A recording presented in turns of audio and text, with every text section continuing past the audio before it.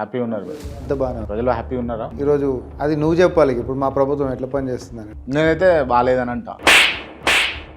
మీరు ఇచ్చినటువంటి అంశాలు ఏవైతే ఉన్నాయో ఎప్పుడు ఇస్తారు? తులం బంగారం ఎప్పుడు ఇస్తారు? ఆర్థికంగా నిలదొక్కున్నాక ఇద్దాం. అధికారంలోకి వచ్చిన 100 రోజులలో పూర్తి చేస్తాం ఇస్తాం అని అన్నారు. మాట తప్పినట్టుగా కాంగ్రెస్ పార్టీ. చలో ఆ మాత్రం అవగాహన లేకుండా హామీలు ఇచ్చిందా కాంగ్రెస్ పార్టీ? అంటే మీరు మోసం చేద్దామని చెప్పేసి ఫిక్స్ అయ్యి హామీలు ఇచ్చిరా, లేకపోతే ఇప్పుడు మోసం చేస్తున్నారు? ఉచిత బస్సు ఎట్లా సాధ్యమైంది? ఉచిత బస్సు ఆరోగ్యశ్రీ రెడ్డి గారు మీరు ఉచిత బస్సు ఒక్కటే చేస్తామని చెప్పలేదు. 2500 రూపాయలు మహిళలకు ఎప్పుడు ఇస్తారు? ఇవాళ 2500 రూపాయలు ఇవ్వలేదు, పెన్షన్లు సరిగ్గా లేవు, ఇది ఇస్తా అన్నటువంటి రైతు భరోసా లేదు, ఇవన్నీ ఏమీ లేవు. నవ్వుతారేదన్నా చెప్పు, నేను చెప్తా. రైతు భరోసా లేదు, ఇవన్నీ ఏమీ లేవు, పోయి 100 కోట్లు పెట్టి ఫుట్బాల్ ఆడతారు.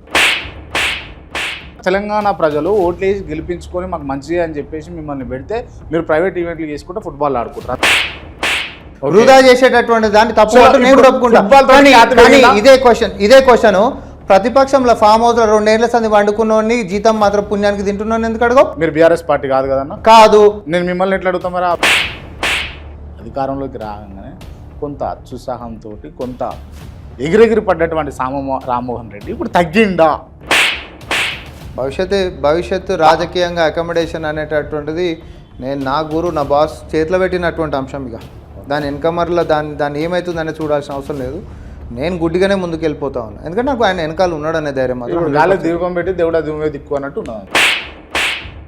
ఈరోజు ముఖ్యమంత్రి కాబట్టి అందరినీ కలుపుకోవాలి, అందరినీ సమానంగా చూసుకోవాలి. మాటలన్నీ కూడా వట్టి మాటలే, బెబ్బే మాటలే అవన్నీ కూడా.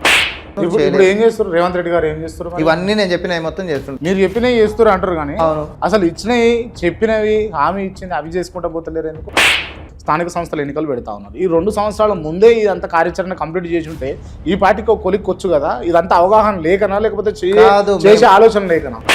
నిజంగా సాటిస్ఫైడ్ అయితే పబ్లిక్ ఉన్నారా? కొంత వ్యతిరేకత ఉందా గవర్నమెంట్? నేను ఒకటే గుర్తుపెట్టుకో, 100కి 100% ఈ భూ ప్రపంచంలో ఎవరు సాటిస్ఫైడ్గా ఉంటారు?